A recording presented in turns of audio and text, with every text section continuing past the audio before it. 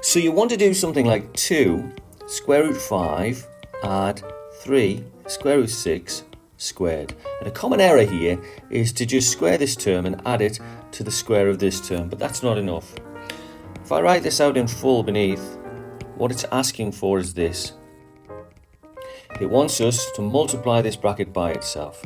And then we've got to remember here that we have to multiply this term by this term and this term, and then multiply this term by this term and this term. So if we go through that process, we have 2 square root 5 times 2 square root 5, and that's going to be 2 times 2 is 4, square root 5 times square root 5 is square root 25, and then we're adding this times this, so 2 square root 5 times 3 square root 6, 2 times 3 is 6, square root 5 times square root 6 is square root 30, and then we're adding that to 3 square root 6 times 2 square root 5, so the 3 times 2 is 6, and the square root 6 times the square root 5 is square root 30 again, and then we're adding 3 square root 6 times 3 square root 6, which is 9, and square root 6 times square root 6 is square root 36. So 4 square root 25, square root 25 is 5, 4 times 5 is just 20.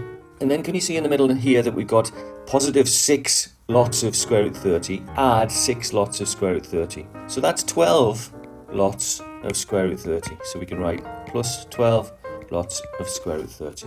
And then on the end here, we've got 9 times square root 36. Well, square root 36 is 6. 9 times 6 is 54. So we have 20 add 54 is 74, add 12 square root 30. And that would be your simplification of this.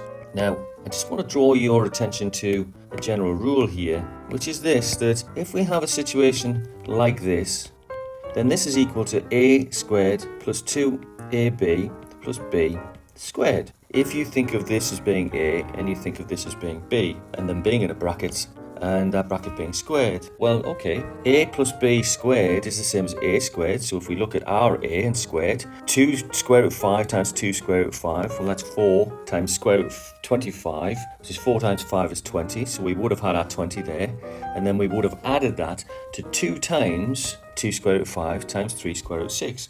Well, 2 square root 5 times 3 square root 6 is 6 square root 30, and then we would times that by 2, and we get 12 square root 30. And then we'd add that to this term squared, the b squared. So 3 square root 6 times 3 square root 6 is 9 times square root 36. Square root 36 is 6. 9 times 6 is 54. And we bring the numbers together again, so we get 74, add 12, square root 30.